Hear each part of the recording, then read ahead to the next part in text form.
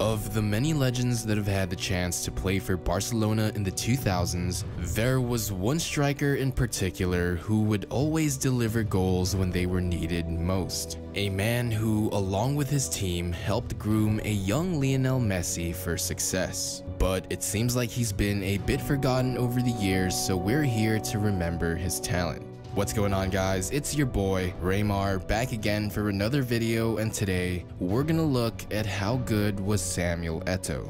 But before we start, I just want to apologize for my voice right now because I'm pretty sick, so I hope you guys don't mind too much, and make sure you take your vitamins so you don't end up like me. Let's get started. As a 16-year-old, Samuel Eto'o would move to Real Madrid to begin his career training under their youth academy. But he was only allowed to train with Real Madrid B because he was still a minor, and since Real Madrid B were relegated to the third-tier Segunda Division B, where non-European players weren't allowed to play, he would go through several loan spells before finally being signed with Mallorca in 2000. There, he would finally get some stable playing time and solidify his position in the starting lineup. You could say that Samuel Eto'o was kind of a late bloomer cause it did take him a few years to really start being recognized for his skills. As you could see, his performances weren't too good, and he would also go a couple of seasons with barely any playing time before Mallorca decided to pick him up. In his first year with Mallorca, he would score 6 goals in 19 appearances, which isn't really bad for a 19-year-old, but at the same time wasn't necessarily anything you would consider amazing. But still, that first year loan with Mallorca was enough to convince them to sign him as a permanent player from Real Madrid. His second year was definitely an improvement as he would score 13 goals and have 3 assists in 33 appearances. Mallorca became a very positive environment for Eto'o, as his club president Matteo Alemany said, "I doubt if there's any other player in the world who would please the fans more." Eto'o himself even said, "I like it here in Mallorca, I've always been well looked after and the fans appreciate me." Also guys, keep in mind that a player's environment is very important towards their success, as we'll touch back on this later on. Eto'o stayed with Mallorca until 2004, where he would score 165 goals in 70 appearances, ultimately being the club's all-time leading goal scorer. But his club wasn't really successful, as they would only claim one piece of silverware title, in which he would score 2 goals in the final. In 2004, Eto'o's contract with Mallorca was coming to an end, and of course, he was a high priority target for many big clubs, specifically Barcelona and Real Madrid.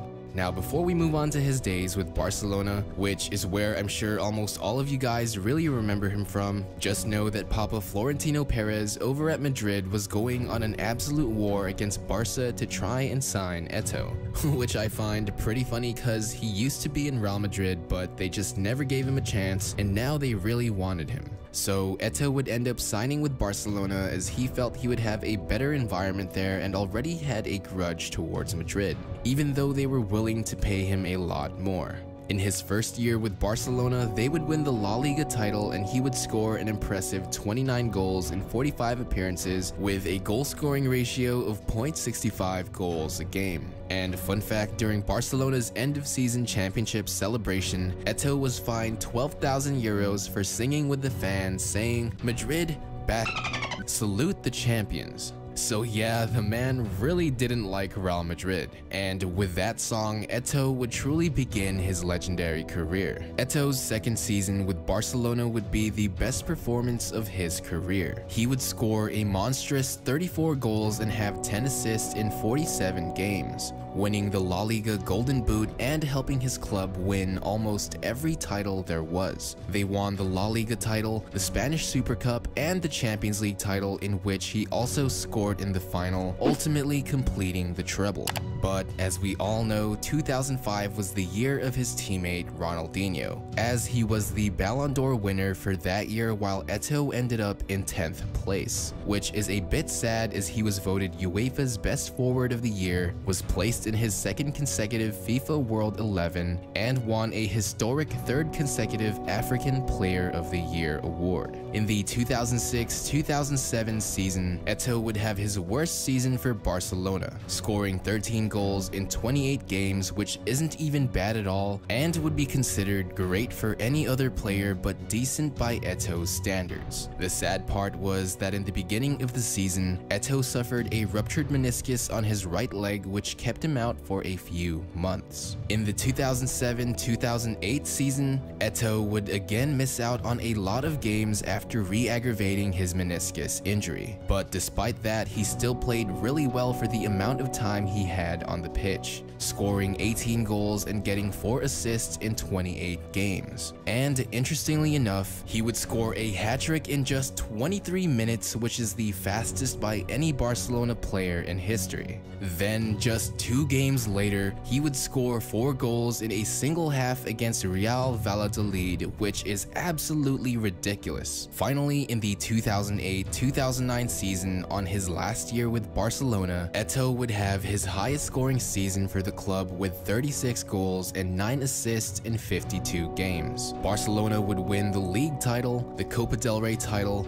and the Champions League title, where he would again score in the final against Manchester United, winning his second treble with the club. All in all, with Barcelona, Eto'o would score an amazing 130 goals in 199 appearances, having a goal-scoring ratio of 0.65 goals a game throughout those 5 years. Throughout that half-decade that he played for Barca, Eto'o would also lead his club in scoring for 4 out of the 5 years that he played, only being outperformed by Ronaldinho in 2006, which was the year that he got injured. And if you're wondering why he ever left Barca, we could never really know what exactly was going on behind the scenes, but a lot of it had to do with his relationship with coach Pep Guardiola, because they were only together for that last 2008-2009 season, and they had major success, but it was rumored that they never really had the best relationship. Another huge factor was probably Zlatan Ibrahimovic, as Barcelona and Inter Milan were involved in a trade in which Inter would send Zlatan to Barcelona, while Barcelona would go ahead and send Eto'o to Inter Milan. So in 2009, Samuel Eto'o would move on to Italy, where he would also have a legendary career playing for Inter Milan. In his first year, he would have 16 goals and 9 assists in 48 games, which wasn't the best by Eto'o's standards, but was still good, and his team would go on to win the Serie A title, the Italian Super Cup, and the Champions League title, making Samuel Eto'o the only player in history to win 2 consecutive trebles with 2 different clubs. In the 2010-2011 season, Eto'o would have another monster year with 37 goals and 15 assists in 53 games, making it the highest goal-scoring season of his career. Eto'o would also be Serie A's top goal scorer, and his club would again win the league title, the Italian Super Cup, and the FIFA Club World Cup.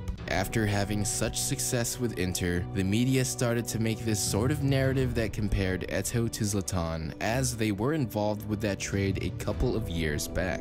And I guess Eto'o kind of took it a bit personally because he felt like he had something to prove. He would go on to say, "I'm Samuel Eto'o and I don't want to compare myself to anyone. I believe the victories I've earned up to now can contribute to giving the right value to my name." With Inter Milan, Eto'o would score 53 goals in 102 appearances, scoring just a bit under 0.52 goals a game. I personally consider this last year with Inter Milan to be Eto'o's end of his prime, because he would be turning 31 years old and was headed to the Russian Premier League to play for Anzi Makhachelia. And I hope you guys don't roast me on the comment section for completely butchering that pronunciation, because I normally get called out for all the bad pronunciation I have. Kinda going off topic right there, but yeah, in the 3 years he spent with the club, he would score 36 goals in 73 appearances, which is averaging just under 0.50 goals a game, or scoring 1 goal almost every other game he played. After that, he'd have a couple of seasons in the Premier League playing for Chelsea and Everton, where he did play well but clearly was not the same player as he'd gotten much older. Eto'o would then bounce around different teams playing in Italy and Turkey before finally signing with Qatar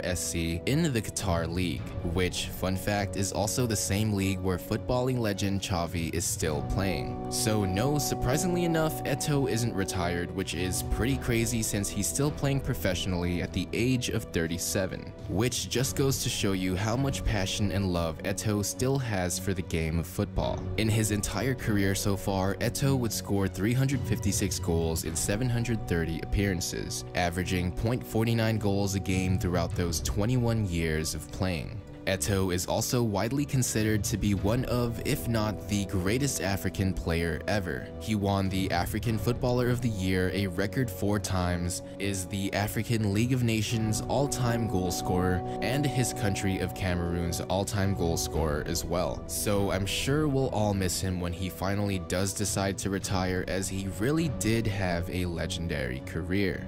So that's pretty much the end of the video. Sorry it took a while to upload this. I just recovered from the flu, so my voice is a lot better now, as you can tell. So I hope you guys didn't really mind my congested voice too much, and I appreciate all the patience. As always, if you did enjoy, don't forget to leave a like, as it really does help support my channel. And if you're new and want to see more videos like this, make sure you're subscribed and hit the notification bell so you don't miss out on anything, because while I was sick, I have been working on the research for another video, so that should be out as a little Christmas gift for you guys in a few days, so look forward to that. Once again, thank you guys so much for all the love and support. You guys are amazing, and I couldn't be doing this without you. So I hope you guys enjoy the holidays, and I'll see you in the next one.